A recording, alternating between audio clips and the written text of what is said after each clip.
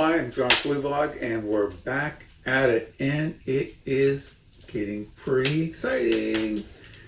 So you can imagine what the next chapter is called. Chapter 17 is called The Great Feast. Back in the tunnel it passed so that Mr. Fox could brick up the hole in the wall. He was humming to himself as he put the bricks in place.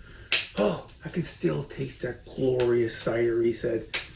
What an improved fellow that rat is. Oh, he has bad manners, Badger said. All rats have bad manners. I've never met a polite one yet. Huh. Oh, he drinks too much, said Mr. Fox, putting the last brick in place. Now, there we are. Now, home to the feast. They grabbed their jars of cider and they all went. Mr. Fox was in front. The smallest fox came next, and Badger last. Here, we can have a look, see if you can see those guys. Oh, it's amazing.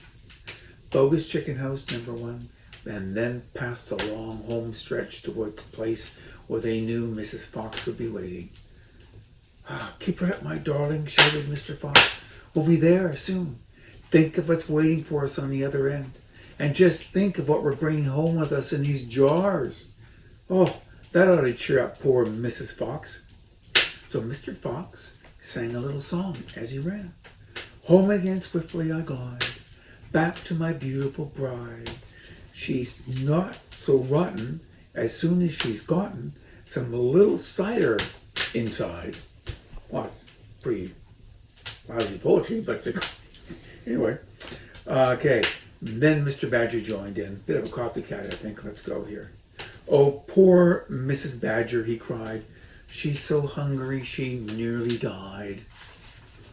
Let's see what else here. Oh, but she'll not feel so hollow if only she'll swallow some cider inside her inside.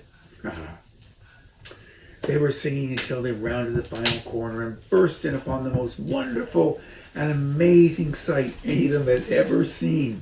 The feast was just beginning. A large dining room had been hollowed out of the earth, and in the middle of it, seated around a huge table, were no less than 29 animals.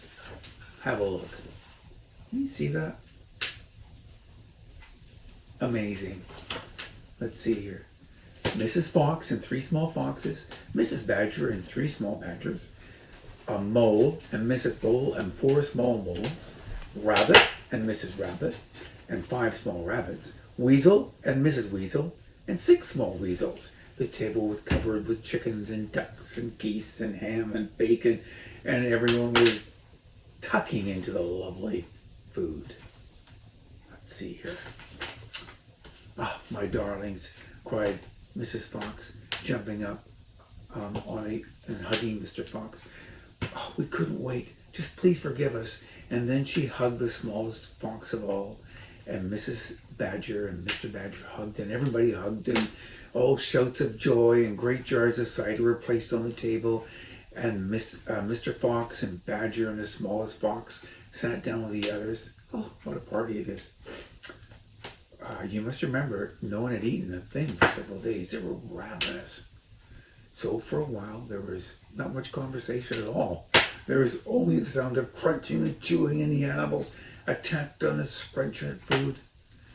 At last, Mr. Badger stood up. He raised his glass of cider and called out, "A toast! I want you to stand up and drink a toast to our dear friend who has saved our lives on the day, Mr. Fox." "To Mr. Fox," they all shouted, standing up and raising their glasses. "To Mr. Fox, long may he live." Then Mrs. Fox got shyly to her feet and said, "Oh, well, I don't want to make a speech. I just want to say one thing, and that is, this is so nice. My husband is a fantastic fox." Everyone clapped and cheered. Then Mr. Fox himself stood up. "This is a delicious meal," he began. There they're all cheering each other. Can you see that? So sweet. This delicious meal, he began, and then he stopped. In the silence that followed, he let fly a tremendous belch. Ha! There was laughter and more clapping, And the delicious meal, my friends, he went on, is by courtesy of Messieurs Bogus, Bounce, and Bean. More cheering and laughter. And I hope you have enjoyed it as much as I have. And you let fly another colossal belch. Oh, better out than in, said the Badger. Why, thank you, Mr. Fox, grinning hugely. But now, my friends, let's get serious. Let's think of tomorrow and the next day and the days after that. If we go out, we will be killed, right? Right, they shouted. We'll get shot before we've gone a yard, said Badger. Exactly, said Mr. Fox. But who wants to go out anyway? Let me ask you that. We're all diggers, every one of us. We hate the outside.